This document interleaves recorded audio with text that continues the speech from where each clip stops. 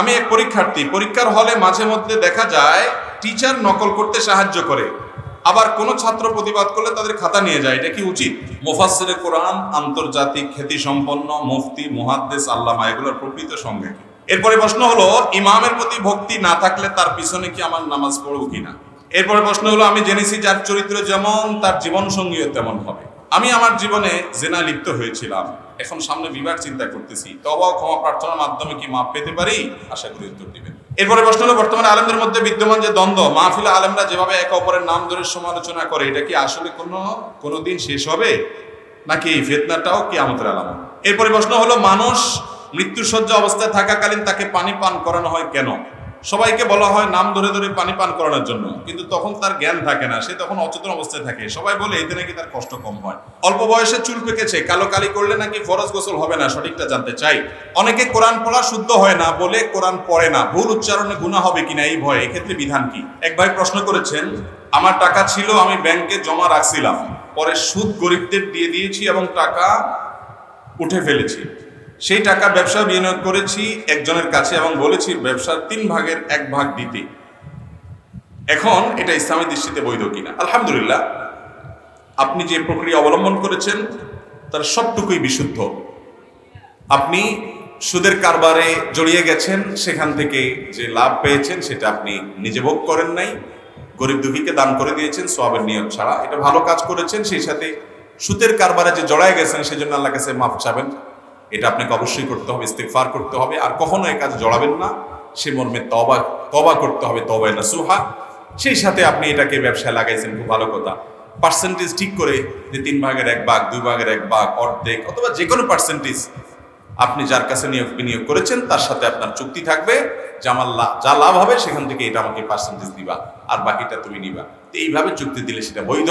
আহাল্লাল্লাহুল বাইআ ওয়া হাররামার রিবা, এটা হলো বৈধ ব্যবসা, বৈধ লেনদেন।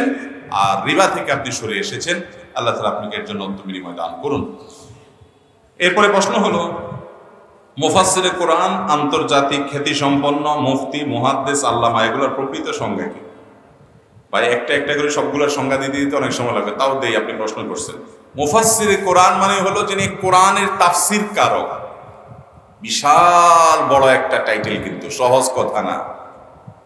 কোরআনের অনুবাদটা কোন রকম করতে অবস্থা খারাপ হয়ে যায়, সেখানে তাফসীর করার জন্য এলেমের মহা সমুদ্র হওয়া লাগে। আমাদের দেশে ওয়াজ মাহফিলে আলোচনা যেই করুক, এই চেয়ারে বসলে, মাইকের সামনে বসলেই তার নাম কি? মুফাসসিরে কোরআন। ভাই, মুফাসসিরে কোরআন প্রকৃত অর্থে যাদেরকে বলা হয়, ওইটা বলার মতো মানুষ বাংলাদেশে ওয়াজ মাহফিলের ময়দানে কে আছেন, কয়জন আছেন আমার জানা নেই, কিন্তু আমরা বলি মুফাসসিরে কোরআন। ভাই, আমরা ওয়াইজ বলতে পারি, নসিহতকারী মানুষকে এটা বলতে পারি। মুফাসসিরে কোরআন মানে কোরআনের তাফসীর কারক। এই তাফসীর কারকের কয় খণ্ডের, কয় ভলিউমের কোরআনের তাফসীর লেখার তৌফিক হয়েছে? মুফাসসির কি দিয়ে হয়েছে? এই ওয়াজ করে আয়াত একটা সামনে রেখে 1 ঘন্টা 2 ঘন্টা কথা বললে তাকে আসলে মুফাসসিরে কোরআন বলা যায়? এটা আমাদের দেশি একটা সংজ্ঞা বলতে পারেন, যে মুফাসসিরে কোরআন বলতে ওলামায়ে কেরামের যে পরিভাষা, সেখানে যেটা বোঝানো হয় ওটা অনেক ভারী পদবী। ওই পদবীর ওজন বহন করার মতো বক্তা, আলোচক এই দেশে কে আছে আমার জানা নাই। তবে আমাদের দেশীয়, আমাদের আঞ্চলিক একটা পরিভাষা বলতে পারে যে মুফাসসিরে কোরআন মানে হলো, এখন আরেকটা নতুন সংজ্ঞা দিচ্ছি, মুফাসসিরে কোরআন মানে হলো ওয়াজ মাহফিলের বক্তা। মুফাসসিরে কোরআন মানে কি? ওয়াজ মাহফিলের বক্তা, বাস। এটা হলো আমাদের দেশীয় সংজ্ঞা। আর আগেরটা যেটা দিলাম এটা হলো কিতাবী সংজ্ঞা, বুঝতে পারছেন? আন্তর্জাতিক খ্যাতি সম্পন্ন, ওরে বাবা, আন্তর্জাতিক খ্যাতি সম্পন্ন বক্তা দেশে কে আছে আমি তো জানি না। আন্তর্জাতিক খ্যাতি সম্পন্ন মানে হলো বাংলাদেশের আনাচে কানাচে সব মানুষ যেরকম তাকে চিনে, বাংলাদেশ ছাড়া আরো বিভিন্ন দেশেও বহু মানুষ তারে, তবে কলকাতার বাংলাদেশিরা অনেক হুজুরই চিনি, বাংলাদেশি প্রবাসী ভাইরা চীনে বিভিন্ন দেশে আছে, এটা তো আর তারা ওই দেশই হলো না। তবে এক অর্থে বলা যায়, কারণ আমাদের প্রবাসী ভাইরা যারা বিভিন্ন দেশের সিটিজেনশিপ পেয়ে গেছেন তারা ওই দেশই হয়ে গেছেন, সেই হিসাবে অবশ্য আন্তর্জাতিক অনেকেই আছে, অর্থাৎ তারাও চিনে, তারাও জানে, তাও আবার খ্যাতি সম্পন্ন, মানে বিভিন্ন দেশে তার খ্যাতি আছে। যেমন ডক্টর জাকির নায়েকের কথা বলা যায় যে তাকে বিভিন্ন দেশে মানুষ চিনে। বাংলাদেশে ওলামাদের মধ্যে হাতে গোনা 2-4 জন এরকম হয়তো পাবেন যে তাদেরকে দেশের বাইরেও অনেকে চিনি। এর বাইরে গণহারে যাকে তাকে আমরা আজকাল মানে মাহফিলের পোস্টারে যেই পরিমাণ শব্দের অপচয় হয়, এই মাহফিল থেকে মানুষ ভালো কিছু শিখবে। এখানে যদি 2 নম্বরই হয়, এখানে যদি পাম্পট্টি দেওয়া দেই হয়, তাহলে মানুষ শিখবে এটা কি? গতকালকে মাহফিল আমার নামের আগে একজন আল্লামা লাগাইছে, আমার কান টান সব গরম হয়ে গেছে। সাথে কিসের ওয়াজ টোয়াজ করবো? তাই লোকের থামায় বললাম, ভাই আমার নামের আগে কি লেখা আছে?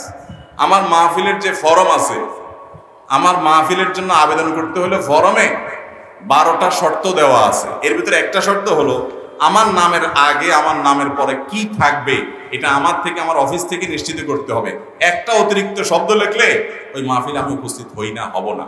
হ্যাঁ, কখনো কখনো এমন হয় যে আমার অজান্তে পরে পোস্টার ব্যানার বানায় ফেলছে, আইসা হয়তো আমি খেয়ালও করি নাই, পরে ধরা পড়ছে। যদি খেয়াল করি তাহলে আমি সেখানে সাবধান করি। ভাইরা আমার, আল্লামা শব্দের অর্থ বুঝেন? শত শত আলেমের এলেম যার পেটের ভিতরে, এর বলে আল্লামা। যার মাথায় শত শত আলেমের এলেম থাকে তাকে আল্লামা বলে, মহা বড় জ্ঞানী আলেম। এইটা বলার মতো মানুষ আমাদের মতো চুনুপুটি না। আমরা 2-4টা কথা আপনাদেরকে বলতে পারি। আল্লামা এত সস্তা উপাধি না, এই দেশে সব কি আল্লামা। তো মাহফিলের যারা আয়োজন করেন, আল্লাহর হস্তে এই মঞ্চ থেকে পাম্পট্টি দেওয়া বন্ধ করেন। পাম্পট্টি দেওয়াটা খুব খারাপ একটা স্বভাব। নবী করিম সাল্লাল্লাহু আলাইহি ওয়াসাল্লাম নিষেধ করেছেন, এটা খুব বদ স্বভাব। এই স্বভাবের মানুষ ভালো মুসলমান না। সেখানে মাহফিল মঞ্চ থেকে এই সমস্ত আজাইরা পাম্পট্টি কিভাবে দেন? কামেলে মোকাম্মল, আলেম কুলের শিরোমণি, আন্তর্জাতিক খ্যাতি সম্পন্ন, বাইরে বাইরে ভাই যত টাইটেল দুনিয়াতে আছে সব আয়রা লাগা দিছে যদু মধু আমাদের মতো যাত্রার নামে শুরু। দিনের নামে পাগলাম ওই হাস্যকর কাজ আল্লাহর ওয়াস্তে করবেন না। অনেক বক্তা আছে, অনেক হুজুর আছে, তাদের পোস্টারের নামের আগে আর পরে যে টাইটেল 2 লাইন 3 লাইন টাইটেলও আছে অনেক পীর সাহেবের। এই টাইটেলগুলো সব পড়তে পড়তে পড়তে এরপরে আর নাম খুঁজে পাওয়া যায়। অনেক পীর সাহেব আছে এদের নামের আগে যে টাইটেল আছে, ওরে বাপ রে বাপ। আপনি দেখেন তো আমাদের নবী করিম সাল্লাল্লাহু আলাইহি সাল্লামের নাম নেওয়ার সময় সাহাবীরা এরকম বলতেন? এরকম কোনো কিছু বলতেন না। মাহফিলে যারা পয়সা দেয় এদেরকেও আপনারা পাম্পট্টি দেন, যারা ওয়াজ করে এদেরকেও পাম্পট্টি দেন, যারা প্রধান অতিথি হয় রাজনৈতিক নেতা হয় তাদেরকেও পাম্পট্টি দেন। এই আয়োজকদের ঠিকানা কোথায় হবে আগে আমি এই চিন্তা করি। আল্লাহ তাআলা আয়োজক ভাইদেরকে হেদায়েত যেন হয় সেই তৌফিক দান করুন, এবং আলোচকদেরকে আল্লাহ হেদায়েত দান করুন, শ্রোতাদেরকে আল্লাহ তাআলা হেদায়েত দান। অতএব এই শব্দের অপচয় করা যাবে না। মুহাদ্দিস বলা হয় যিনি হাদিস বিশারদ। বাংলাদেশে সাধারণত হাদিসের কিতাব পড়ায়, হাদিসের শিক্ষক হলে তাকে সাধারণত মুহাদ্দিস বলে। আর এমনিতে হাদিস সম্পর্কে পাণ্ডিত্য আছে, হাদিসই তার স্পেশালিটি, এটা নিয়ে তার পড়াশোনা, হাদিস সম্পর্কে অগাধ নলেজ ইলম আছে, তাকে সাধারণত মুহাদ্দিস বলা হয়। মুফতি যিনি ফতোয়া সম্পর্কে, মাসআলা মাসাইল সম্পর্কে, আমাদের দেশীয় পরিভাষায় যিনি মাসলা মাসাইল উপরে বিভিন্ন কোর্স সম্পন্ন করেছেন তাকে মুফতি বলা হয়, একজন চিকিৎসক যেরকম বলা হয়। যদিও অনেক দেশে মুফতি এই শব্দটা অনেক ওজনের শব্দ, এটা অনেক বড় বড় আলেমদেরকে সাধারণত পুরো দেশে হাতে গোনা কয়েকজনকে বলা হয়। যাই হোক, এটা এক এক দেশে এক এক পরিভাষা থাকতে পারে, এটা দোষে কিছু না। কিন্তু এই পরিভাষাগুলোর যত্রতত্র ব্যবহার, যার নামের সাথে যেটা খাটবে না সেটাও খাটায়া খাটায়া মাহফিলের আয়োজকরা মাইকিং করে, পোস্টার লেখে, ব্যানার লেখে, হ্যান্ডবিল লেখে। আল্লাহ তাআলা এই অনাচার থেকে আমাদের আয়োজক ভাইদের বাঁচার তৌফিক দান।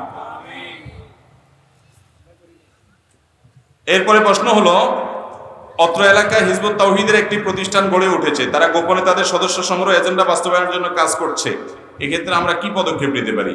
ভাইরা আমার, আপনাদের কাজ হবে একজন মুসলমানের জন্য আদর্শ পথ এবং পদ্ধতি কি কোরআন এবং হাদিসের আলোকে মানুষকে সেটা বুঝাবেন, সেটা বোঝানো আপনাদের দায়িত্ব। আপনি যখন আলো জ্বালাবেন অন্ধকার এমনিতেই দূর হয়ে যাবে, নিভে যাবে।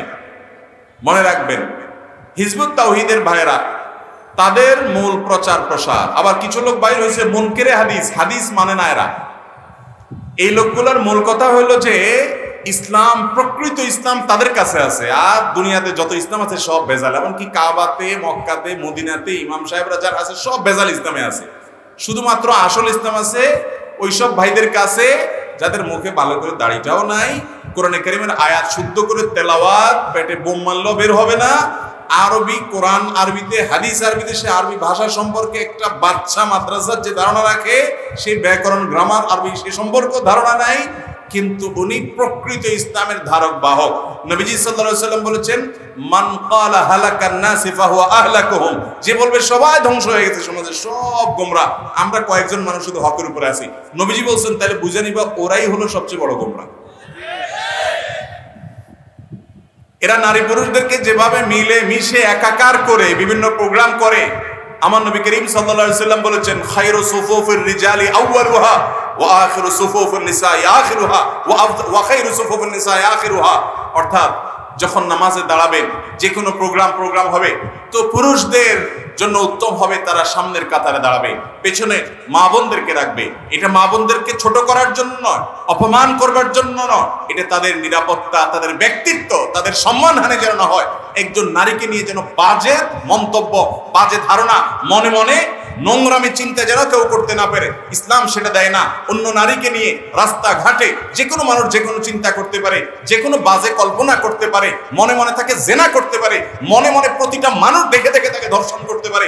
মুসলমানের মন কন্যা, আল্লাহর বান্দি, তাদেরকে যেন কোনো বাজে মানুষের দৃষ্টিতে পড়ে তারা যেন কোনোভাবে বাজে মানুষের চোখে তার কল্পনার খোরাকে পরিণত না হয়। এই জন্য মুসলমান নারীকে আল্লাহ তাআলা সৌন্দর্যকে ঢেকে ঢুকে রাখতে বলেছেন, যার তার সামনে বাজারে মাছির মতো করে, খোলা কলার মতো করে, বাজে জিনিসের মতো করে তার সৌন্দর্যকে বিলিয়ে বেড়াতে নিষেধ করেছেন। এটি তার ব্যক্তিত্বের ব্যাপার, এটি তার আত্মসম্মানের ব্যাপার। অনেক পুরুষ বুঝে না, তার স্ত্রীকে সে সাজিয়ে গুজিয়ে সে খোলামেলা ভাবে, অশ্লীল ভাবে সে উপস্থাপন করে, রাস্তাঘাটে নিয়ে যায়, যত মানুষ দেখে, যতজন দেখে, কি কল্পনা করে। এখানে আবার সুশীল ভাইরা হাজির হয়ে যাবে, ওনারা বলবে যে হুজুরদের আপনাদের মনটাই আসলে খারাপ, আপনারা শুধু বলেন যে মেয়েদেরকে দেখলেই বাজে চিন্তা হয়, আপনাদের চরিত্রটাই খারাপ, আপনাদের বাজে চিন্তা হয়। ওই ভাইরা আমাদের ফেরেশতার মতো, ওনাদের মনে কখনো বাজে চিন্তা হয় না, কোনো বাজে কল্পনা হয় না।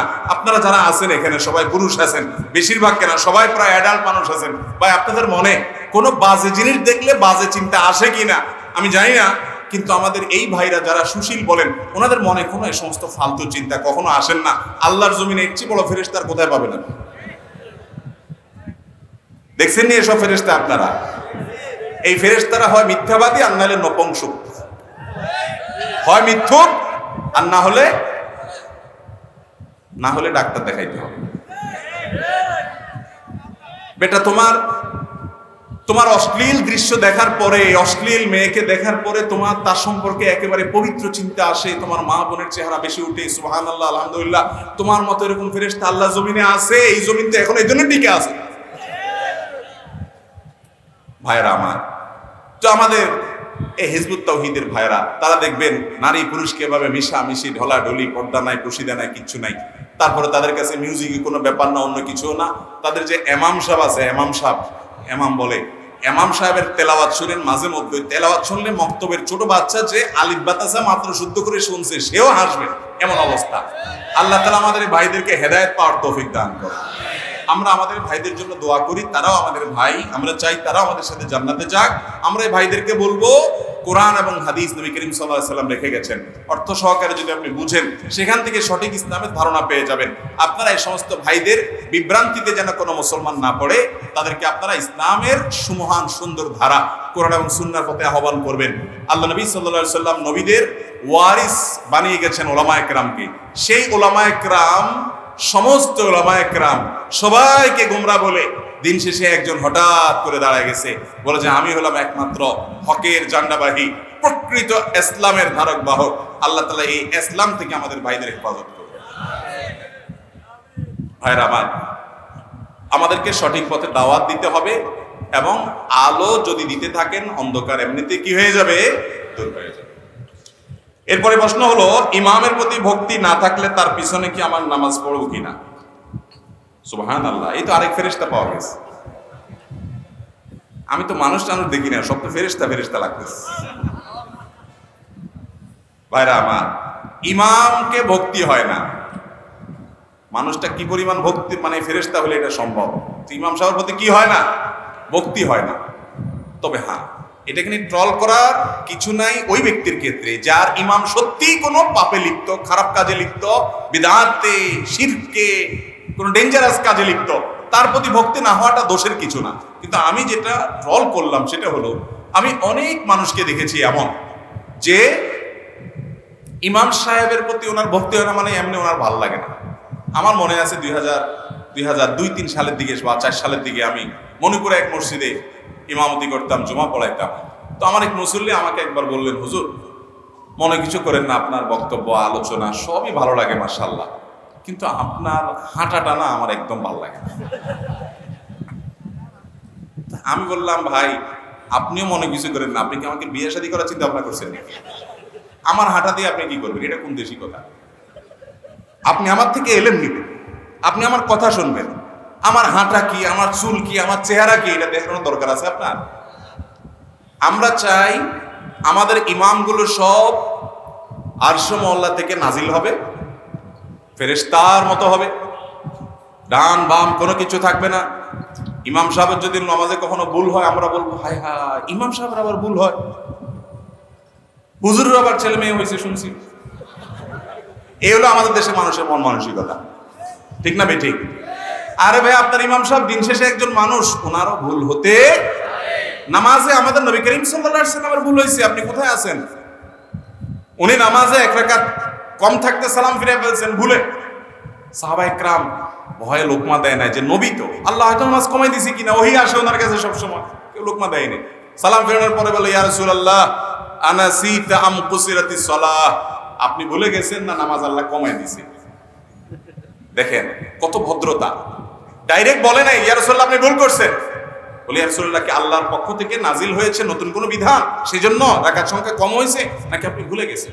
নবীজি সাল্লাল্লাহু আলাইহি ওয়াসাল্লাম তখন বলেছেন বাল নাসিতু, না বরং আমি ভুলে গেছি। তখন তিনি কারেকশন করলেন। তো তা আল্লাহর নবীর ভুল হওয়ার সময় তো জিবরিল এসে বলে দিতে পারতো যে হুজুর আপনি বসেন না, এখন দাঁড়ায় যান। তো তার ভুল হয়েছে, আল্লাহ জিবরিল পাঠান নাই, তার ভুল হয়েছে, মানে মানুষ হিসাবে যে ভুলে যাওয়া, এই ভুলে যাওয়ার বিষয়টা ঘটছে। একবার ফজরের নামাজে তারা সফরে ছিলেন, সবাই ঘুমিয়েছিলেন, একজনকে পাহারা রাখছেন, একটু পর পর পালা করে করে তারা রাত্রে পাহারাদারি করবে, ফজরের সময় ডেকে দেওয়ার দায়িত্ব একজনের। তো ওনার আরেকজনকে ডেকে দিবে, ওনারই ঘুমা এসে গেছে, জিমানি এসে গেছে, ডেকে আর দিতে পারে নাই, সবাই ঘুম, সারাদিন পরিশ্রম করছেন, সেই কঠিন মরুভূমির আপনার গরমের মধ্যে অভিযান করে রাতে একটু ঘুমাইছেন। এখন সবার গভীর ঘুম, নামাজ পড়তে পারেন নাই কেউ। সূর্য উঠে, সূর্যের আঁচ আর তাপ যখন গরম গায়ে লাগছে তখন সব লাফ দিয়ে উঠছেন।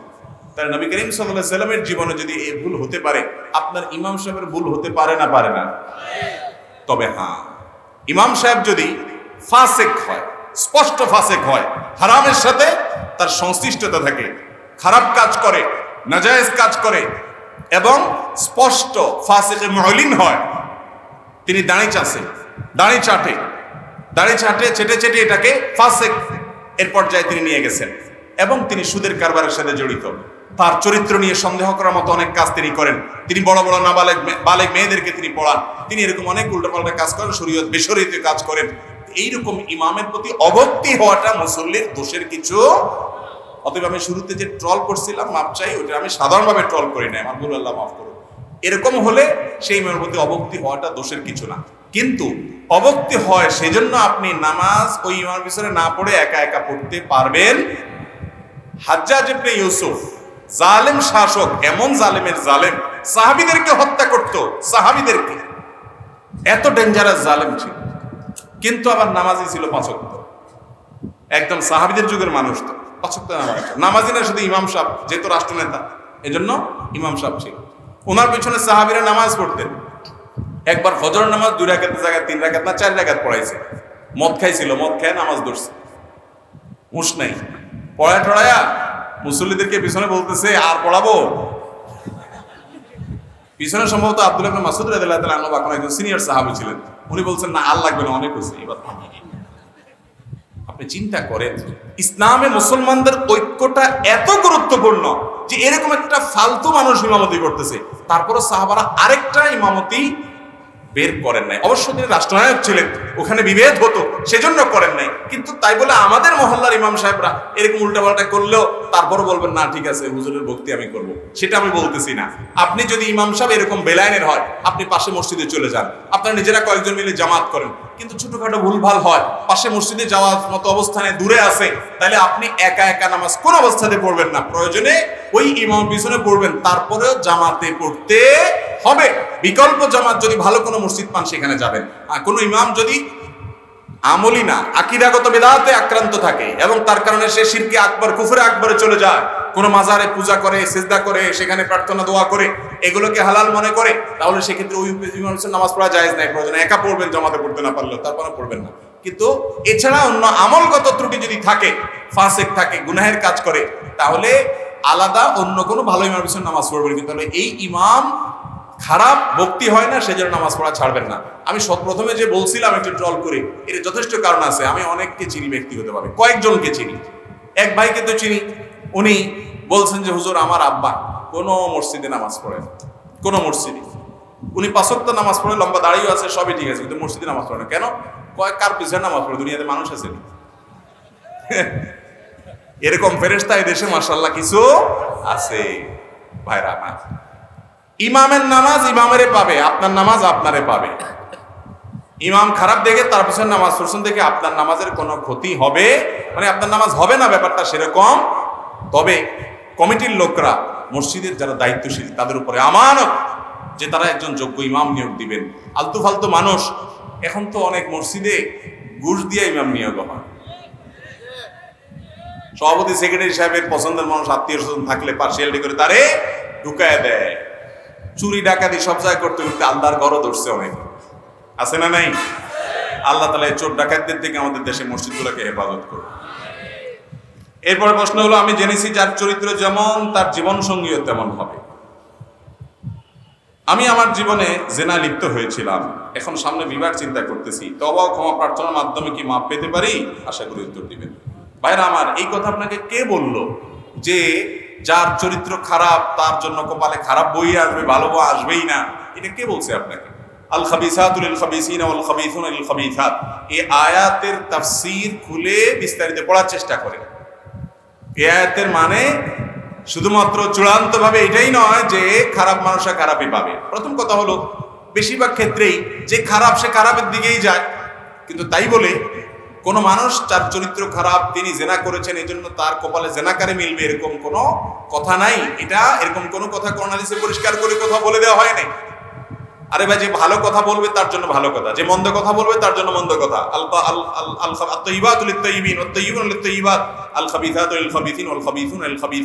এই আয়াতের এই তাফসীরটাই সবচেয়ে প্রসিদ্ধ, গ্রহণযোগ্য। আরো তাফসীর আছে, কিন্তু তাই বলে কোনো আলেম পৃথিবীতে, কোনো ফকিহ আজ পর্যন্ত এটা চূড়ান্ত বলতে পারেন নাই যে কারোর চরিত্র খারাপ হলে তার কপালে খারাপ বই মিলবে। এটাই কোরআন হাদিসে বলা আছে, এটা কোথাও নাই। কে বলেছে আপনাকে? আপনি নিজে আকাম কুকাম করে এখন হয়তো তওবা ইস্তেগফার করছেন, আল্লাহ মাফ করুক আপনাকে, তাই বলে এখন ফেরেশতার মতো একটা মেয়ে আপনার জীবনে হয়তো আসলো, আপনি মনে মনে বাসর রাতে ভাবতেছেন, হায় হায় রে, এইটাও মনে হয় এই দলে। খবরদার, ডেঞ্জারাস চিন্তা। আরে ভাই, আল্লাহর নবী লূত আলাইহিস সালাতু ওয়াস সালাম, আল্লাহর নবী লূত আলাইহিস সালাতু ওয়াস সালাম, তার স্ত্রীর চরিত্র নিয়ে আল্লাহ তাআলা কোরআনে আলোকপাত করছেন না করেন নাই? দুশ্চরিত্রা ছিলেন, অথচ কার স্ত্রী ছিলেন? লূত আলাইহিস সালামের স্ত্রী ছিলেন। এজন্য আপনি খারাপ মানুষ দেখে আপনার বউটাও যে খারাপ হবে, কোনো মেয়ে নিজে খারাপ দেখে তার স্বামীটারে বাসরাতে মনে মনে চিন্তা করবে, এ মনে হয় এই দলেরই, আমার পার্টির লোক মনে হয়, এরকম মনে করা উচিত মোটেই না। খবরদার, দাম্পত্য জীবনে এগুলো খুব ভয়ঙ্কর বিষয়। অনেক যুবক ভাইরা এগুলোর কারণে সংসারে শান্তি হয় না, শুধু মনের ভিতরে তারা ইটিস পিটিস করে, এত ভালো বউ, এত ভালো স্বামী, সবকিছু কয় না, আমি নিজে তো খারাপ ছিলাম, তাহলে আমার কপালে তো ভালো আসার কথা না, ঘুরে ফিরে তো এইটাও তলে তলে হে। খবরদার, এরকম কোনো কথা কোরআন হাদিসে। হ্যাঁ, এটা ঠিক যে যার নেচার খারাপ সে খারাপটা চুজ করে নেয়, কিন্তু অনেক শেয়ানা পাবলিক আছে, নিজে খারাপ হলে কিছু গুজে গুজে রাবে অবশ্যই ঢোকা, আছে না নাই? ওই বিয়ের আগে ওই যে প্রেম নাম দিয়েছেন যেটা আর কি, যেটার নাম আরেক বন্ডামি আর কি। কিসের প্রেম? মেয়েদের হলো ফুচকা চটপটি আর চাইনিজ খাওয়ার দান্দা, আর পুরুষদের হলো মইটারে পড়ায় পড়ায় আকাম কুকাম করার দান্দা।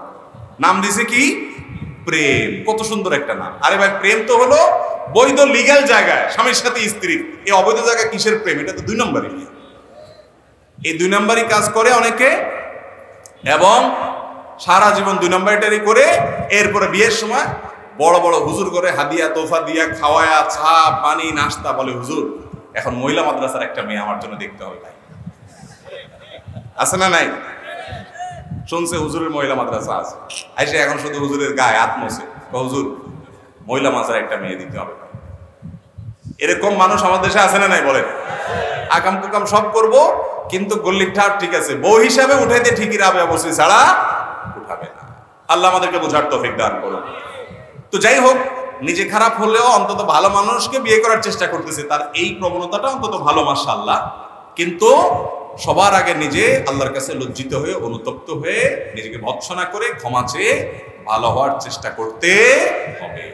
কিন্তু তাই বলে আমি খারাপ ছিলাম, আলহামদুলিল্লাহ এখন ভালো হয়েছি, তাই বলে এখন আমার কপালে আর ভালো কিছু আসবে না যেটা আমি খারাপ ছিলাম, এমন মনে করে আপনি মন খারাপও করবেন না, আর অন্য আরেকজনের প্রতি খারাপ ধারণাও করবেন না। আমি গুনাহ ছাড়ার জন্য ইনশাআল্লাহ 5 ওয়াক্ত নামাজ পড়তেছি, কিন্তু তারপরেও গুনার কাজ ছাড়তে পারতেছি না। এখন করণীয় কি? গুনার কাজ ছাড়তে পারছেন না, 5 ওয়াক্ত নামাজ পড়ছেন, মাশাআল্লাহ। ইন্নাস সালাতা তানহা আনিল ফাহশাই ওয়াল মুনকার। নামাজটাকে একটু সুন্দর করে পড়েন না। কিরকম সুন্দর করে পড়েন? আমরা বেশিরভাগ মানুষ নামাজ পড়ে খুব হুলস্থুল করি। আমি ব্যক্তিগতভাবে আমার একটা মানবীয় দুর্বলতা হলো, আমি একটু হুলস্থুল স্বভাবের মানুষ। এই যে কথা বলি দেখেন না, এত ঘন ঘন কথা বলি। অন্য বক্তারা 1 ঘন্টায় যত কথা বলে, আমি আধা ঘন্টা তার চেয়ে বেশি কথা বলি, কারণ আমার মুখ এত বেশি চলে। এই যে তাড়াহুড়া করার একটা বদস্বভাব আমার মধ্যে আছে। এরপরও আমি মসজিদে দেখি যে আমি তাড়াহুড়া করে নামাজ পড়ার আগেও দেখি ম্যাক্সিমাম মুসল্লিরা আমার আগে নামাজ শেষ। আমি চিন্তা করি, হায় হায়, এরা তো আমার চাইতে মাশাআল্লাহ আরো অ্যাডভান্স দেখা যায়। ভাইরা আমার, নামাজকে সুন্দর করার চেষ্টা করতে হবে। নামাজকে সুন্দর করার চেষ্টা করবেন।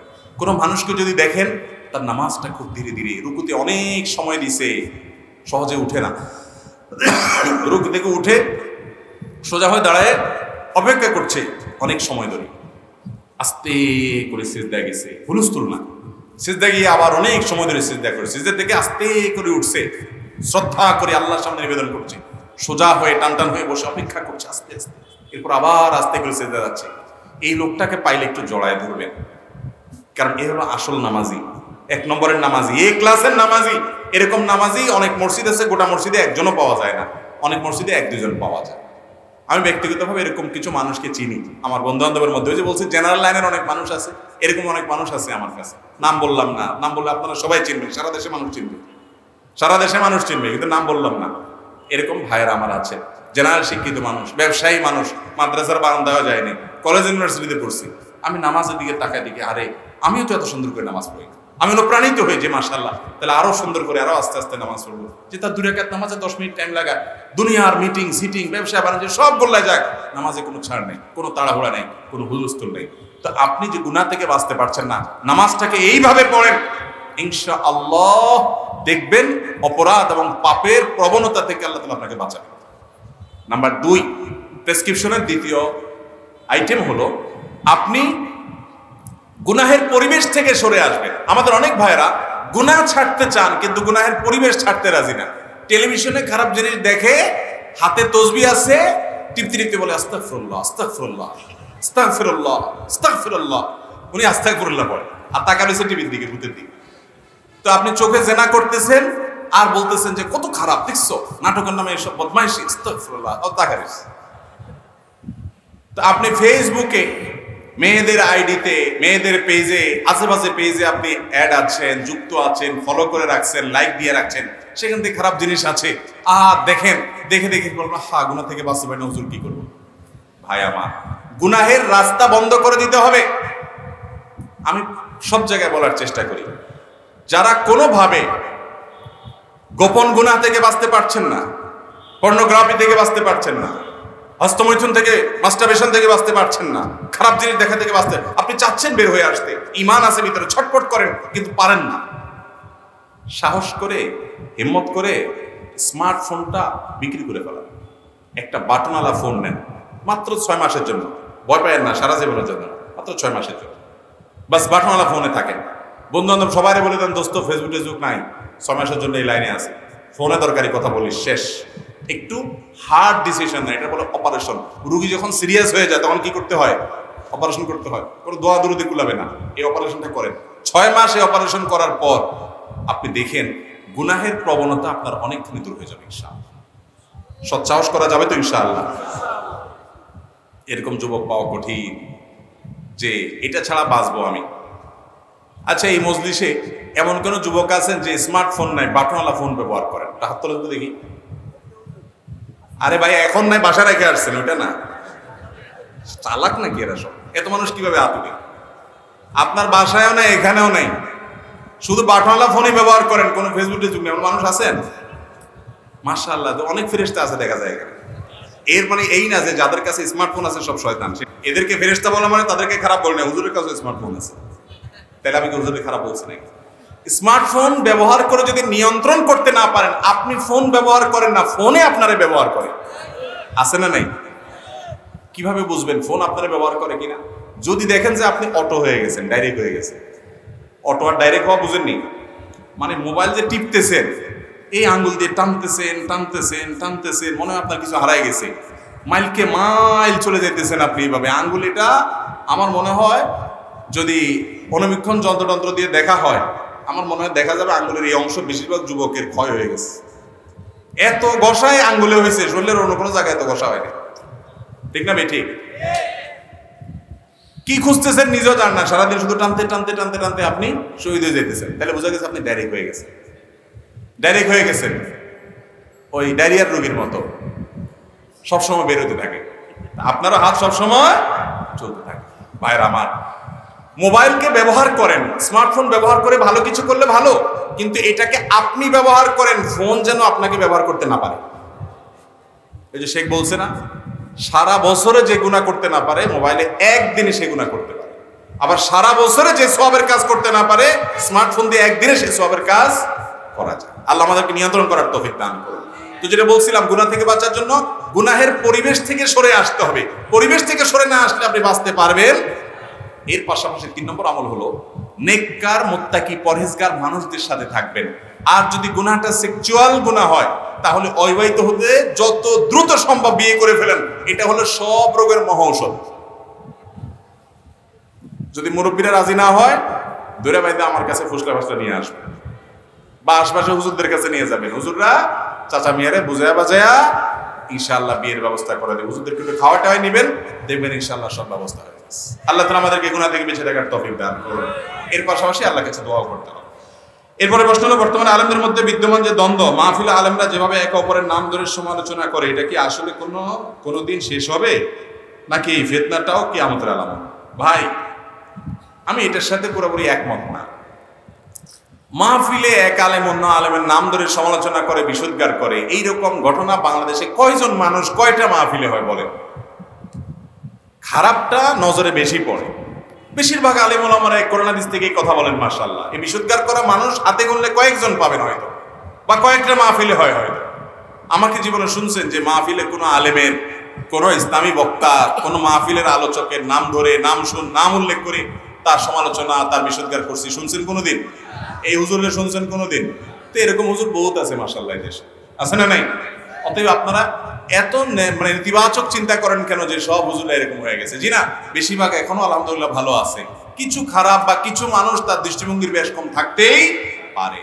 আপনাদের একটা ডিউটি দেই, ওই যে শুরুতে বলছিলাম, আমরা হুজুররা যত কামড়াকামড়ি করি, যত গন্ডগোল ফাসাদ করি, আল্লাহর ওয়াস্তে হুজুরদের গন্ডগোল ফাসাদের কাঁচামাল আপনারা হয়েন না। কথা কি বুঝাতে পারছি? আমার হয়ে ওনার গোষ্ঠী উদ্ধার করলেন, ওনার হয়ে আমার 14 গোষ্ঠী উদ্ধার করলেন, আপনার লাভটা কি? এই কাজটা আপনারা করবেন, মুসলমানদের ঐক্য যেন তৈরি হয়। এই জন্য আপনি একটা মত পোষণ করেন, উনি আরেকটা মত পোষণ করে। আল্লাহর ওয়াস্তে ওনাকে আপনার শত্রু মনে করেন না। খুব চমৎকার একটা কথা বলেছিলেন ভারতের একজন আলেম, দিন কে হার কাম করনে ওয়ালোं को রফিক সমঝো, ফরিক না সমঝো। যারা দিনের কাজ করেন, ইসলামের কাজ করেন, দৃষ্টিভঙ্গি ভিন্ন হতে পারে, কিন্তু আপনার মনে হয় যে লোকটা আল্লাহ খুশি করার জন্য করে, ধান্দা ফান্দা অন্তত নাই, সে অন্তত মুনাফিক না, ইসলামের শত্রু অন্তত না, এই লোকটাকে আপনারা আপন মনে করেন, তারে প্রতিপক্ষ মনে করবেন। যদি আপনার মনে হয় সে নির্বোধের মতো কাজ করতেছে, তাহলে মনে করবেন আমার ব্যাককল বন্ধু আর কি, আমার ভাই ব্যাককল হলে যেরকম হয় এরকম আর কি, কিন্তু দিন শেষে আমার ভাই, আমি তার বিরুদ্ধে বিশুদ্ধার করতে পারি। এইভাবে যদি আপনারা চলেন, ফেসবুক জেহাদের নাম দিয়া এক গোষ্ঠী আরেক গোষ্ঠীর গোষ্ঠী উদ্ধার করে যদি বন্ধ করেন, তাহলে দেখবেন ঐক্যের প্ল্যাটফর্ম এমনি সুগম হয়ে গেছে ইনশাআল্লাহ। চেষ্টা করবেন না আপনারা? এরপরে প্রশ্ন হলো, মানুষ মৃত্যুসজ্জা অবস্থায় থাকাকালীন তাকে পানি পান করানো হয় কেন? সবাইকে বলা হয় নাম ধরে ধরে পানি পান করানোর জন্য, কিন্তু তখন তার জ্ঞান থাকে না, সে তখন অচেতন অবস্থায় থাকে। সবাই বলে এতে নাকি তার কষ্ট কম হয়। বা যদি মৃত্যুর আগ মুহূর্তে গলা শুকায় যায়, ওই লোকের কষ্ট হচ্ছে মনে হয়, তখন তো আপনি চামচ দিয়ে বিভিন্ন জিনিস তারে পানি পান করাবেনই, যাতে করে গলা শুকায় না যায়, কষ্ট না হয়। মৃত্যুর আগ মুহূর্তে অনেক কষ্ট হয়, সেজন্য তার পানির প্রয়োজন আছে মনে হলে চামচ দিয়ে যদি দেখেন যে তিনি নিচ্ছেন, পানি পান করতেছেন, নিতে চাচ্ছেন, তাহলে দিলেন, এটা ভালো জিনিস। কিন্তু পানি সবাই মিলে পান করাইলে, সবাই আপনারা ফেরেশতা, আপনারা সব নেককার মানুষ, আপনাদের হাতের বরকতে ওই ব্যক্তির মৃত্যুর কষ্ট দূর হয়ে যাবে, এরকম কোনো কথা কোরআন হাদিসে, এগুলো হলো হাদিসুন নিসা, আমাদের নিজেদের মান গড়া হাদিস। কথা কি বুঝাতে পারছি? এরপর প্রশ্ন হলো, কোনো একজন স্বামী তার স্ত্রীকে বলল তুমি এই কাজ করেছো কিনা, তখন স্ত্রী অস্বীকার করলো। এরপর স্বামী বলল তুমি যদি এই কাজ করে থাকো, আমি প্রমাণ করতে পারি, তাহলে তোমাকে তালাক দিয়ে দিব। এরপর স্বামী প্রমাণ পেয়েছে স্ত্রী এই কাজ করেছে, প্রশ্ন হলো তালাক হবে কিনা। এখন ভাইরা আমার, উত্তরটা আগে দিয়ে ফেলি, এরপরে প্রাসঙ্গিক কথা বলি। এতে তালাক হবে না যদি বলে যে তালাক দিয়ে দেব, প্রমাণ হলে তালাক দিয়ে দেব বললে তালাক হবে না, কারণ দেব মানে আমি এখনো দেই নেই, তাহলে তালাক হবে না। যদি সে না দেয়, দেব বলার পর প্রমাণ পাইছে, এরপর যদি সে তালাক দিয়ে দেয় তাহলে তালাক হবে। শুধু ওই আগের কথার কারণে কি হবে না, তালাক হবে। কিন্তু এইটুকু কথার কারণে বউরে তালাকের কথা বলা, এটা ছোট লোকই ছাড়া আর কিছু। তালাকটাকে আমরা অনেকে মনে করি এটা চকলেট আর কি, মনে হয়, মনে চাইলে একটু খুলা গালে দিয়ে দিলাম। খুব বাজে একটা জিনিস। প্রতিটা মাহফিলে আমি চেষ্টা করি বলার জন্য, আপনাদেরকেও বলছি, যারা বিবাহ করেছেন, যারা বিবাহ করেন নাই, সামনে করবেন, খবরদার। স্ত্রীর সাথে মনোমালিন্য তৈরি হয়েছে, গন্ডগোল তৈরি হয়েছে, এমন কাম করে বসছে স্ত্রী যে মাথার চান্দি আপনার পুরো গরম হয়ে গেছে, আপনারা সহ্য হইতেছে না। তো সহ্য না হলে পারলে একটা ধাক্কা দিয়ে দেন, একটা চিমটি দিয়ে দেন, একটা বকা দিয়ে দেন, একটা মারি দেন। যদি বেশি দিয়ে থাকেন তাহলে আপনার পরে সাইজ করা যাবে, আপনার বিচার করা যাবে। অন্তত তালাক দিয়েন না। আমার কথার উদ্দেশ্য হলো অন্তত কি করিয়েন না, তালাক দিয়েন না। কথায় কথায় তালাক দেয়, তালাকের কথা বলে ছোট লোকে। কিছু দোস্ত পাবেন আপনাদের বন্ধুদের মধ্যে, কিছু হইলেই বলে কাটতি তোর সাথে, যা কাটতি, আছে না? কিছু দোস্ত আছে না এরকম, চুলের তেন্দুন ঘষলেই কয় কি কাটতি, সকাল বিকাল কাটতি দেয়। কিছু স্বামী আছে এরকম, কিছু হইলেই বলে তোমার তালাক দিয়ে দিব, বাপের বাড়ি পাঠাই দিব, তোমার সাথে সংসার করুন না। কিছু মহিলাও আছে ছোট লোক, কিছু হইলে বলে আমার এখন তালাক দিয়ে দিবি তুই। মনে হয় যে চাইনিজ খেতে চাইছে, মনে হয় যে এত স্বাদের জিনিস, স্বামীকে এখন তালাক দিয়ে দিবি, এখন আমার বাপের পাঠা দিবি, তোর সংসার আমি আর করব না, তোর ভাত আমি আর খাবো না। আছে না নাই? এই মহিলাও ছোট লোক, এই পুরুষটাও খবরদার। এই হুজুর জানেন, অন্যান্য আলেম ওলামারা যারা, ওনারা জানেন, আমরা জানি কত মানুষের চোখের পানি আমরা দেখি। মাসালা জিজ্ঞাসা করতে আসে, কোরআন হাদিসের আলোকে দেখি সংসার টিকে না। মাসালা শোনার পর চোখের পানি ফেলে দেয়, হুজুর দুইটা বাচ্চা আছে, তারা মাদ্রাসায় পড়ে, বলে ফেলছি বারবার, জীবনে বিভিন্ন সময় তালাক দিছি, গুনতে গুনতে 3টা পার হয়ে গেছে। 2 বছর আগে একটা দিছি, 1 বছর আগে একটা দিছি, আবার এর নগদ একটা আরেকটা মারি আসছে। আসি এখন বলে হুজুর কি করা যাবে, হুজুর কোনো রাস্তা নাই, হুজুর একটু আল্লাহ আল্লাহ মাফ করবে না, হুজুর আমি তওবা করছি, আমি লজ্জিত হয়েছি। আমি বলি ভাই, একটা ধারালো ছুরি আইনে আমার বুকে খপ করে মেরে দিলেন আপনি, মারার পর আমি মরে গেলাম। এরপর আপনি বলতেছেন আমার আসলে মাথা রক্ত উঠছিল, আমি বুঝে উঠতে পারি নাই, আমি সরে জিব্বা কামড়াতে কামড়াতে জিব্বা সিঁড়িও ফালান, আমি তো আর জীবিত হব না। তালাকটা এরকম ডেঞ্জারাস জিনিস। নবীজি সাল্লাল্লাহু আলাইহি ওয়াসাল্লাম বলেছেন সালাতুন জিদ্দুহুন্না জিদ্দুন ওয়া হাজলুহুন্না জিদ্দুন। 3টা বিষয় সিরিয়াসলি বললে যা হবে, রসিকতা করতে করতে বললেও তা হয়ে যাবে, এটা ফেরত নেওয়া যাবে না। দুনিয়ার সমস্ত আলেম ওলামা, মক্কা মদিনার ইমামরা, বাইতুল মুকাররমের খতিব, সব বড় ছোট হুজুর সব একসাথে করেন। এরপরেও তালাক যদি 3টাই হয়ে যায় কার্যকর, বারবার তালাক দিছেন, গটায় ফেলছেন কাম, তো সব হুজুর একসাথে হইয়াও আর জোড়া লাগাইতে পারবে? এর জন্য আপনারা হিল্লা নামক 2 নম্বর আরেক বদ এবং নোংরামি, জঘন্য খারাপ কাজের যদি আশ্রয় নেন, তাহলে আরেক গুনাহ হবে। খুব ডেঞ্জারাস বিষয়। এই জন্য ভাইরা, তালাক এত ছেলে খেলা না, রাগ উঠলো আর মাইরা দিলেন, এগুলো করবেন না। আমার এক উস্তাদ ছিলেন খুলনাতে, ইফতা পড়ছি যার কাছে, হুজুরের যে গদি ছিল, গদির নিচে একটা বেত ছিল, বেত। মাসলা টাসলা জিজ্ঞাসা করতে আসলে, ভালো ভালো মাসলা জিজ্ঞাসা করলে উত্তর দিতেন, কোনো অসুবিধা নেই। যদি হুজুর জিজ্ঞাসা করতেন কি মাসালা জিজ্ঞাসা করবেন আপনি, তো যদি বলতো হুজুর তালাকের মাসালা, তো হুজুর আগে শুনতেন, হাতে আস্তে আস্তে হাত বেতের কাছে নিয়ে শুনতেন। যদি বলতেন নিজের বউরে তালাক দিয়ে আসছে, হুজুর বিসমিল্লাহ বলে ব্যাটটা নিয়ে কস কস করে মায়ের শুরু করতেন। সে কোন শিক্ষিত, সে কোন সরকারি অফিসার না কো আমলা, এসব দেখার টাইম নেই হুজুর। দমসে আগে ফিরিয়ে নিতেন, ফিটাতে ফিটাতে হাঁপায়া এরপরে বলতেন এবার বল কি করছস, এটা কামার পাস না, আকাম কোকাম গড়ায় এসে বাইরের বউরে তালাক মারছে এসে, এরপর আমার কাছে মাছ লাগছে, মাছ তালাক দিছস আগে মায়ের খাবি তারপরে মাছ। একদিন এক বুড়ো আসছে, ভদ্রলোক ভ্যান চালায়, তো আমরা দোতলায়, আমাদের ফতোয়া বিভাগ ছিল, উনি দোতলায় আসছে, হুজুরের খুঁজতেছে, তো আমরা বললাম হুজুর তো ওই নিচে মাঠে দাঁড়ায় আছে। আমরা বললাম আরে বুড়া বেচারা, এই লোকের বেদ দিয়ে মায়ের দিলে পড়িয়ে যেত, ভাগ্য ভালো হুজুর জায়গায় নাই, বেদ নাই হাতের কাছে, হুজুর মাঠে আছে। আমরা পাঠিয়ে দিলাম, চাচা ভাগ্য কপাল ভালো থাকতে থাকতে মাঠে যান, পাঠাই দিয়েছি। আমরা দাঁড়াইছি বারান্দা থেকে, কাহিনী কি হয় দেখি। ওই বুড়া হুজুরের কাছে যাওয়ার পর কথাবার্তা বলছে, দূর থেকে বোঝা যাইতেছে তালাকের কথা বলে ফেলছে, হুজুর এখন তো মারি দিছে কি করবো। এইটা বলার পর এইভাবে তার কলারটা ধরে বক্সিং শুরু। আমরা তো কাহে রে, বুড়ারও রক্ষা হলো না বেচারা, বক্সিং শুরু। হুজুরের কথা হলো যে বেটা কামার পাস না, আকাম গড়ায় কিছু হইলেই বউরে তালাক মারা, ছোট লোক কোথাকার। একটা মেয়ে তার বাবার সংসার ছেড়ে, মা বাপ ছেড়ে, সব কিছু ছেড়ে, সবাইকে পর করে চিরকালের জন্য তোমার বাড়িতে চলে আসছে। ভুল হইতে পারে, অন্যায় হতে পারে, বিচার আছে, সালিশ আছে, দরবার আছে, দূরে তালাক মারা। আল্লাহ তাআলা আমাদেরকে হেদায়েত দান করুন। খবরদার তালাকের কথা বলার আগে 40 বার ভাববেন, এরপরে কান্দে কেটে লাভ হবে। যাই হোক, এরকম কথা তালাক বলা ঠিক না। অল্প বয়সে চুল পেকেছে, কালো কালি করলে নাকি ফরজ গোসল হবে না, সঠিকটা জানতে চাই। ফরজ গোসল হবে না হবে এই প্রশ্ন তো পরে। কালো কলম ব্যবহার করা জায়েজ নাই। নবী করিম সাল্লাল্লাহু আলাইহি ওয়াসাল্লাম বলেছেন, কারোর চুল বা দাড়ি যদি পেকে যায়, সেগুলোকে সে কোনো কালার দ্বারা পরিবর্তন করুক, মেহেদি দ্বারা আপনি রঙিন করেন, আপনি যদি কালো কালার দিয়ে পরিবর্তন করেন তাহলে নবী সাল্লাল্লাহু আলাইহি ওয়াসাল্লামের নিষেধাজ্ঞার খেলাফ হবে, এটা নাজায়েজ হবে, গুনাহ হবে। তিনি বলেছেন, গায়রু হাদা শাইবা ওয়া জান্নাবু সিওয়া, তোমরা কালো কালার থেকে বেঁচে থাকবা, চুল দাড়িকে কালো কালার করবা না, এটাকে কি বলে আপনার খেজাব, কালো খেজাব মারবা না। কালোর সাথে অন্য কালার মিক্স করে যদি মারেন, অর্থাৎ আপনি মেহেদি দিলেন সাথে কালো দিলেন, জায়েজ হতে পারে। আর ওযুর মাসআলা হলো যে কালারের কারণে ওযু যাবে না, ব্যাপারটা সেরকম না। বাজারে যে সমস্ত মেহেদি পাওয়া যায়, আর্টিফিশিয়াল মেহেদি, এই মেহেদি সম্পর্কে আমার একসময় সঠিক ধারণা ছিল না, সেজন্য আমি একসময় মনে করতাম এই মেহেদি ব্যবহার করলে ওযু হয় না।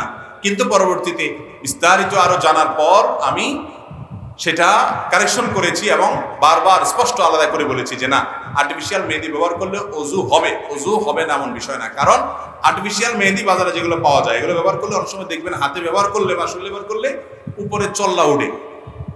হ্যাঁ, এই চল্লাটা আলাদা স্তর বা আবরণ পড়ার কারণে হয় না, এটা হলো ওটাতে যে অ্যাসিড দেয়, কোথাও অ্যাসিড একটু বেশি পড়লে সেটা যে জায়গা পড়ে ওখানে চামড়ার উপরের যে পাতলা লেয়ারটা আছে ওইটা খসে পড়ে, অন্য কিছু না, যার কারণে আলাদা কোনো স্তর পড়ে না। বিধায় আর্টিফিশিয়াল মেহেদি ব্যবহার করলেও ওযু হবে, কিন্তু কালো খেজাব ব্যবহার করে সাদা ঢাকার চেষ্টা করা যাবে।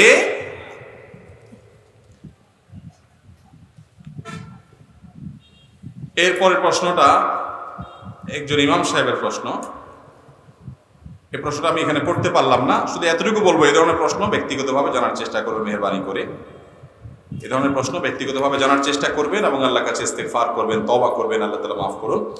এরপরের প্রশ্ন, মহিলারা দ্বীনি কাজ কিভাবে সক্রিয়ভাবে অংশগ্রহণ করবে, এ বিষয়ে রাসূল সাল্লাল্লাহু আলাইহি ওয়াসাল্লাম নির্দেশ নাকি? মহিলারা দ্বীনি কাজ করবেন মহিলা সুলভ যে সকল বিধিনিষেধ আছে সেগুলো ঠিক রেখে পর্দার মধ্যে থেকে তারা দিনের দাওয়াতি কাজ করবেন। অনেক মহিলা আছে দাওয়াতি কাজ করার জন্য ঘর থেকে বের হয়ে যায়, স্বামীর কথাও শুনে না, বাপের কথাও শুনে না, এক জেলা থেকে আরেক জেলা চলে যায় মাহরাম ছাড়া, আছে না নাই? এগুলা জায়েজ নাই। আপনি কোনো বাড়িতে তালিম করবেন, সেখানে পর্দা পশিদার সাথে যেতে হবে, অভিভাবকদেরকে সম্মতি নিয়ে তাদের কাছ থেকে অনুমতি নিয়ে যাবেন। এই সমস্ত তালিমে আমি বলি সবসময় কোনো একজন দক্ষ আলেমের তত্ত্বাবধান অবশ্যই থাকতে হবে, না হলে এগুলো গোমরাহিতে পর্যবসিত হওয়ার ভয় অনেক বেশি। আর মহিলাদের মধ্যে পুরুষদের মতো অনেক মহিলাদের মধ্যে এই প্রবণতা আছে, বানায় বানায় মাসআলা বলে, বানায় বানায় হাদিস বলে, এগুলো করা যাবে না। যা জানবেন সেটা বলবেন, বিশেষ করে লাগামহীন হবেন না। অনেক মহিলা বলে আমার অসুখ হলে স্বামী যদি আমাকে বাইরে যে চিকিৎসা করতে না দেয় আমি কি তার কথা শুনে বসে থাকবো? তাহলে আমার দিনের ক্ষেত্রে আমার স্বামী যদি যেতে বাধা দেয় আমি কেন যাবে না? আপনার দিন পালনে বাধা দিলে আপনার স্বামীর কথা মানা যাবে না, কিন্তু দাওয়াতি কাজ আপনার জন্য ফরজে আইন না যে বাইরে যা দাওয়াতি কাজ করতে হবে, সেজন্য স্বামীর অবাধ্য হবেন। খবরদার, এটা নফসের পূজা হবে, প্রবৃত্তির পূজা হবে। অনেক মহিলা আছে যে বাইরে একটু ঘুরতে ভালোই লাগে, বাসা তার কত থাকে, তো দিনের নামে তালিমে না বাইরে টং টং টং টং করে ঘুরে বেড়া, এগুলা উচিত না। যদি দরকার হয় দাওয়াতি কাজ, অবশ্যই দাওয়াতি কাজ করবেন, তালিমে যাবেন, কিন্তু শরীয়তের এইসব বিষয়গুলো মেনটেন করে সেখানে যেন পর্দার সাথে থাকতে পারেন, কোনো ফিতনা না হয়, পথে যেন কোনো অসুবিধা না হয়, স্বামী সংসার সন্তান কোনো অসুবিধা যেন না। এরপরে প্রশ্ন হলো, এত ওয়াজ মাহফিল হওয়া সত্ত্বেও সমাজ থেকে অন্যায় অশ্লীলতা দূর হচ্ছে না কেন?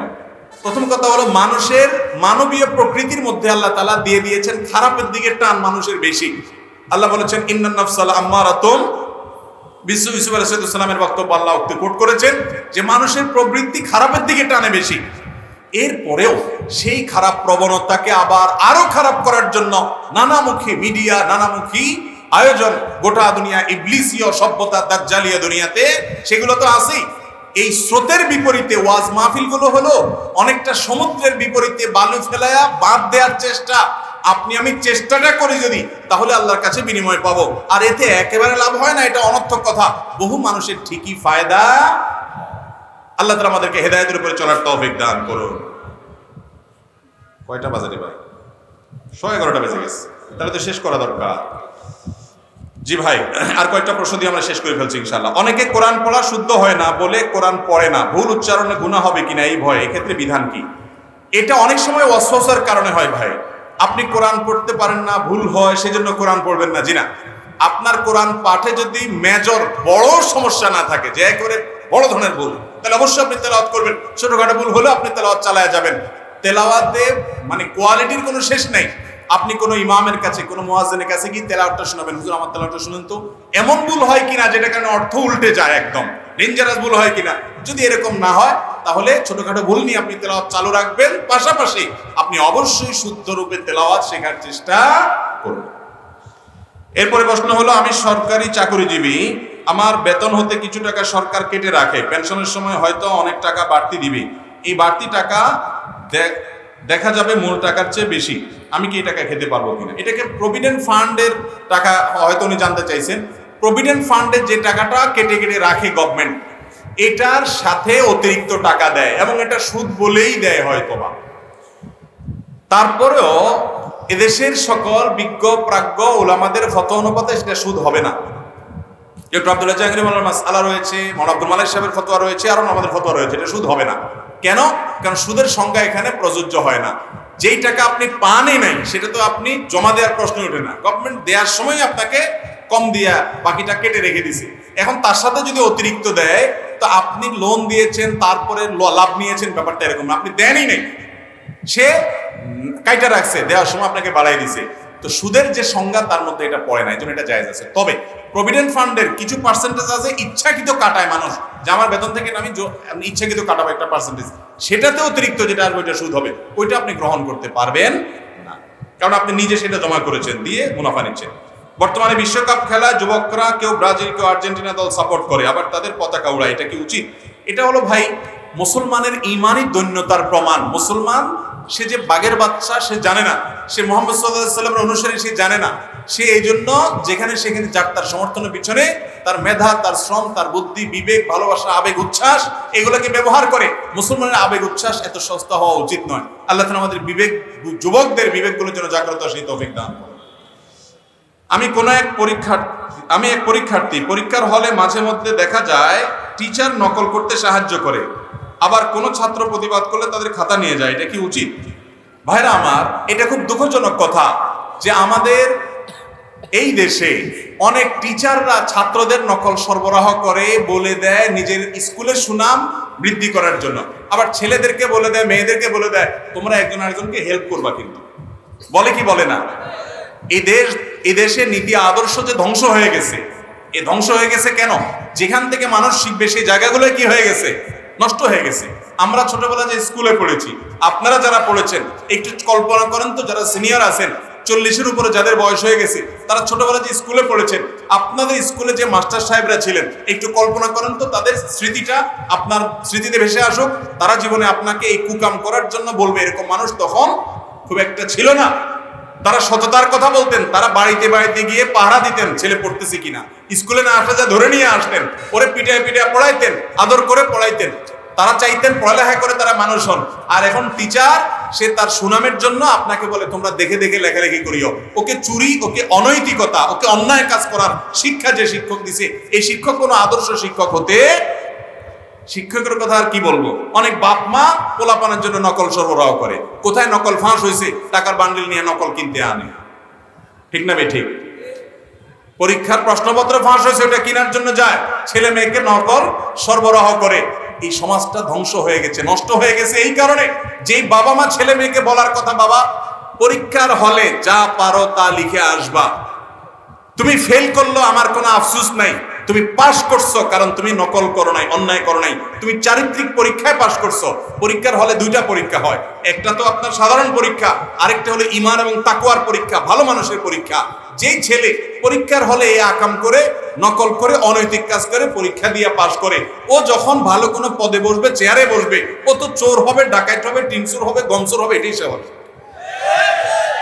অতএব টিচার যদি খাতা নিয়ে যায়, প্রতিবাদ করবেন প্রয়োজনে, কিন্তু তাই বলে কখনো টিচারের অন্যায় আবদার, হেড স্যারের অন্যায় আবদার, মা বাপের অন্যায় আবদার মানবেন। অনেক মা বাপ আছে, পোলাপান ভালো পরীক্ষা করে রেজাল্ট করে আসছে, কপালে চুমা খাইতে খেতে শেষ, কপালে আদর করতে করতে শেষ, বাবা আমার ভালো পরীক্ষা করে আসছে, বাবা কি আকাম কুমকাম করে যে পাশ করে আসছে ওইটার খবর আর নেয় না।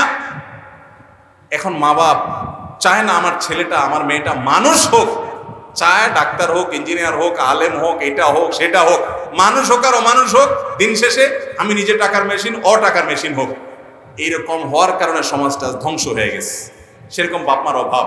তো যুবকরা, বাপমা যদি খারাপ হয় হোক, টিচার যদি খারাপ হয় হোক, আমি খারাপ হব না, পরীক্ষার রেজাল্ট আমার কম হবে, দরকার নেই।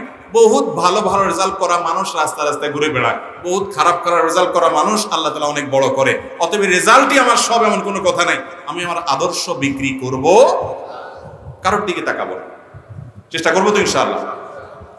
আমার দ্বারা বারবার গুনার কাজ হয়, আবার অনুতপ্ত হই, আবার গুনার কাজে লিপ্ত হই। এখন আমার করণীয় কি?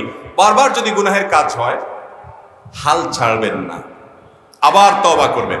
তবে চেষ্টা করবেন আগের তওবার চাইতে পরের তওবা যেন স্ট্রং হয়। খুব নিজেকে ভৎসনা করবেন, আমি কত খারাপ, আগে না তওবা করছি আল্লাহর কাছে, আর এই কাজ করবো না, আবার করে ফেললাম, তাহলে এবার নতুন করে স্টেপ নেন, কেন হইল, ওখান থেকে আরো শক্তভাবে দূরে সরেন। এরপরে আবার কখনো গুনাহ হয়েছে, আপনি মন ভাঙবেন না, আবার তওবা করবেন। মনে রাখবেন, আরে ইয়ে কুস্তি তো হয় অমর ভর কি, কবি ও দাবালে কবি তু দাবালে। শয়তানের সাথে লড়াই তো সারা জীবনের, কখনো সে আপনাকে হারাই দিয়া পাপ করে ফেলবে, কখনো তওবা করে চোখের পানি ফেলে মালিককে খুশি করে আপনি পাস করে যাবেন। চেষ্টা করবো না ইনশাআল্লাহ? ভাইরা আমার, ইবলিস আপনাকে বলবে, তোর মাথা খারাপ হয়েছে, তুই যত আকাম করছস, যতবার খারাপ কাজ করছস, তোরে আল্লাহ মাফ করবো তো? আরে মাপ টাপ চাইস না, এই কোন মুখে আল্লাহর কাছে মাপ চাবি? আপনার কাছে মনে হয় আপনার ভিতরে একটা ফেরেশতা ভাব আসছে না, ওইটা শয়তানি ভাব। শয়তান আপনাকে নিরাশ করছে, আপনি শয়তানকে বলবেন, না তোমার এই ফন্দিতে আমি পা দিচ্ছি না। আমার রব আহকামুল হাকিমিন বলেছেন যে লা তাকনাতু মির রাহমাতিল্লাহ ইন্নাল্লাহা ইয়াগফিরুয যুনুবা জামিআ। তোমরা আল্লাহর রহমত থেকে আশা হারাবে না, আল্লাহ সব গুনাহ মাফ করবেন। তুমি আল্লাহর দিকে আগাও। যদি তুমি আগাও, ওয়াল্লাযীনা জাহাদু ফীনা লানাহদিয়ান্নাহুম সুবুলানা, যারা আমার দিকে আগানোর চেষ্টা করবে, আল্লাহ বলেছেন তাকে আমি একটা পথ দেখাবো না।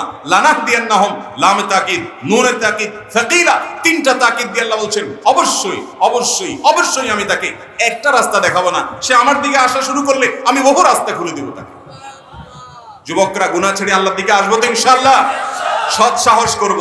শয়তান আবার কাজ করে ফেলছে, ওই কবিতা মনে রাখবেন, আরে ইয়ে কুস্তি তো হয় আমার ভর কি, কবি ও দবালে কবি তু দবালে। শয়তানের সাথে লড়াই তো আজীবনের, কখনো ও হারাই দিবে, কখনো আপনি হারাই দিবেন। এভাবে করতে করতে শেষ নিঃশ্বাসের আগে আপনি ওরে হারাই দিয়ে যদি যেতে পারেন, শেষটা ভালো যদি করতে পারেন, আল্লাহর কাছে জান্নাত পাবেন। অতএব নিরাশ হওয়া যাবে, কিন্তু তার মানে আবার এই না যে আপনি মনে করলেন ঠিক আছে, তাহলে হুজুর বলছে আকাম করতে থাকবো, তওবা করতে থাকবো, আশাও ছাড়া যাবে না, পাপও ছাড়া যাবে না। ভাই, সেটা বলা হয় নাই। আপনার কাছে মলম আছে, কাটা জায়গা লাগাইলে সাথে সাথে রক্ত বন্ধ হয়ে যায়, এই জন্য ঠান্ডা মাথায় ছুরি নিয়ে আপনি হাত কেটে মলম লাগাবেন না। কেটে গেছে তখন লাগাবেন, অতএব পাপ হয়ে গেছে তখন তওবা করবেন। ঠান্ডা মাথায় জেনে শুনে পাপ করলে সেটা আল্লাহর কাছ থেকে মাপ পাওয়া বড় কঠিন। তারপরেও নিরাশ হওয়া যাবে না, আল্লাহর কাছে মাপ চাইতে হবে, লজ্জিত হবে, ভৎসনা করতে হবে নিজেকে, শাসন করতে হবে নিজেকে, গুনার পরিবেশ ছেড়ে আসতে হবে, সংগ্রাম করতে হবে, সৎ সাহস করতে হবে। যারা গুনাহ ছেড়ে আসতে পারছেন না, ঈমান দুর্বল হয়ে গেছে, নেককারদের সোহবতে যাবেন, ভালো মানুষদের সাথে থাকবেন, ভালো মোত্তাকি বন্ধু খুঁজবেন। আমি প্রায় বলার চেষ্টা করি যুবক ভাইরা, এমন কিছু যুবক পাবেন, এমন কিছু বন্ধু পাবেন, জীবন চলে যাবে, হারামের ধারে কাছেও যাবে না, সংগ্রাম করে বেড়া, এদের দাম কোটি কোটি কোটি টাকা। এরকম বন্ধু পাইলে আঁকড়ে ধরেন, তাদের সান্নিধ্যে থাকেন, দেখবেন গুনাহের প্রবণতা দূর হয়ে গেছে ইনশাআল্লাহ। আমাদের ভাইদেরকে গুনাহ থেকে, আমাদের সবাইকে গুনাহ থেকে বেঁচে থাকার তৌফিক দান। পেশাবখানা বা টয়লেটে থাকাকালীন আজান হলে আজানের জবাব দেওয়া যাবে কিনা? জবাব দেওয়া গেলে কিভাবে দিতে হবে? পেশাবখানা বা টয়লেটে আপনি আসেন, টয়লেটে আপনি পেশাব পায়খানা করছেন এই অবস্থায়, বা ওই নাপাক জায়গায় আপনি আসেন পেশাবখানার ভিতরে, তো ওই অবস্থায় আজান যদি হয় আপনি অবশ্যই আজানের জবাব দিবেন না। আর এছাড়া বাকি সব অবস্থায়, এমনকি অপবিত্র ওযু, বিনা ওযুতে আছেন তখনও আজানের জবাব দিবেন। এমনকি ফরজ গোসল অবস্থায় আজান শুনছেন তখনও আজানের জবাব দিবেন। মুয়াজ্জিন যা যা বলে ওইটা তা বলা হলে আজানের জবাব দাও। আমরা অনেকে জানি না, মুয়াজ্জিন যখন আল্লাহু আকবার বলে, উনি বলে শেষ করার পর আপনিও বলবেন আল্লাহু আকবার। আশহাদু আল্লা ইলাহা ইল্লাল্লাহ যখন বলে আশহাদু আল্লা ইলাহা ইল্লাল্লাহ বলবেন। আশহাদু আন্না মুহাম্মাদুর রাসূলুল্লাহ যখন বলে আশহাদু আন্না মুহাম্মাদুর রাসূলুল্লাহ বলবেন সাল্লাল্লাহু আলাইহি ওয়াসাল্লাম, এখানে না, শেষ করে আজানের জবাব দিবে, দোয়া পড়বেন। যখন আল্লাহুম্মা রাব্বানা দাও তখন সাল্লাল্লাহু আলাইহি ওয়াসাল্লাম পড়বেন। এরপর হাইয়া আলাস সালাহ, হাইয়া আল ফালাহ, লা হাওলা ওয়ালা কুওয়াতা ইল্লা বিল্লাহ পড়বেন। বাকিটা যা বলবে তা বলবেন। এভাবে যদি আপনি বলেন, মুয়াজ্জিন আজান দিয়ে যে সওয়াব পায় আল্লাহ তা আপনাকে সেই সওয়াব দিবেন। আর মুয়াজ্জিন আজান দিয়ে কি সওয়াব পায় জানেন? মুয়াজ্জিন আজান দিয়ে সওয়াব পায় হলো যত মানুষ তার আজান শুনে আসে তাদের সবার সমপরিমাণ নামাজের সওয়াব এক্সট্রা হিসেবে মুয়াজ্জিন সাহেব পায়। বিশেষ করে আল্লাহর জন্য যদি আজান দেয়, আল্লাহকে খুশি করার জন্য। আমাকে একবার এক ভদ্র মহিলা আমেরিকা থেকে ফোন করে জিজ্ঞাসা করছেন, হুজুর আপনার এই বক্তব্য শোনার পর থেকে আমি আজানের জবাব দেওয়ার চেষ্টা করি, কিন্তু আমেরিকাতে আজানের জবাব সব জায়গায় শোনা যায় না। তো আমি চিন্তা করলাম যে মক্কায় আজান যেটা হয় এটা লাইভ যে ব্রডকাস্ট হয়, সরাসরি রেকর্ডেড না, তো ওইটার জবাব আমি দেবো। তাহলে মক্কা হারামের মুয়াজ্জিনের আজান শুনে কত মানুষ বাইতুল্লাহ নামাজ পড়ে, তাদের নামাজের ওজন কত, একে 1 লাখের সওয়াব পাচ্ছে, আমি এটা সওয়াব পাবো কিনা। আমি চিন্তা করলাম সুবহানাল্লাহ, একজন মেয়ে মানুষ, একজন নারী, তিনি ইসলামে দ্বীনের একটা বিষয়ে সওয়াব আহরণের জন্য কি পরিমাণ তার পাগল পড়া, কি পরিমাণ তার স্পৃহা এবং আগ্রহ। তো আমি বলেছি আল্লাহ তাআলা আশা তো করা যায় হাদিসের ভাষ্য অনুপাতে আল্লাহ তাআলা আপনাকে আজর এবং সওয়াব দিবেন। এই জন্য আজানের জবাব দিবেন তো ইনশাআল্লাহ। অনেকে আমরা আছি এটা জানি না, কয়েক আজানের জবাব শুনলে প্রথম যে আজানের জবাব আজান শুনছেন ওইটার জবাব দিবেন। তারপরে রেকর্ডেড আজানের জবাব না, আবার লাইভ আজানের, মসজিদের মাইকের আজানের জবাব সব দিবেন। কিন্তু এই জবাবটা সর্বাবস্থা দিতে পারেন। ফরজ গোসল হলে তখনও গোসল করা ছাড়াও আজানের জবাব দিতে পারবেন, কিন্তু টয়লেটে দিবেন না, কারণ ওই জায়গায় আল্লাহর নাম উচ্চারণ করা জায়েজ না। আব্দুল্লাহ ইবনে আব্বাস রাদিয়াল্লাহু তাআলা সহ অনেক সাহাবায়ে কেরামের ফতোয়া আছে করে নিষেধাজ্ঞা যে টয়লেটে আল্লাহর নাম নেওয়া যাবে না। নামাজে ওয়াজিব ছুটে গেলে সাহু সেজদা দিলে নামাজ হয়ে যায়, কিন্তু কেউ যদি শেষ বৈঠকে তাশাহুদ পড়ার পর সেজদায়ে সাহু না দেয় এবং দুরূদ ও দোয়া মাসুরা পড়ে ফেলে, এরপর সেজদায়ে সাহুর কথা স্মরণ হলে করণীয় কি? এরপরে সেজদায়ে সাহু যদি স্মরণ হয় ওই অবস্থায় সেজদায়ে সাহু দিবেন। এমনকি দুই দিকে সালাম ফিরিয়ে ফেলছেন, তারপরে মনে হয়েছে আরে আমার তো সেজদায়ে সাহু বাকি ছিল, তখনও যদি সেজদায়ে সাহু দেন তারপরে কি হয়ে যাবে? নামাজ হয়ে, নামাজের পরে এখনো কথাবার্তা বলেন নাই, উঠে কেবলা থেকে অন্যদিকে ফিরে যান নাই, নামাজ ভঙ্গ হওয়ার মতো কিছু করেন নাই, এতক্ষণ পর্যন্ত যদি আপনার মনে হয় তারপরও আপনি সেজদায়ে সাহু দিলে নামাজ হয়ে যাবে। উঠে গেছেন, হাঁটা শুরু করছেন, কথা বলছেন, তাহলে সেক্ষেত্রে আপনার আর এখন সেজদায়ে সাহু কুলাবে না, নতুন করে সে নামাজ ওয়াজিবুল আদা পুনরায় পড়তে হবে।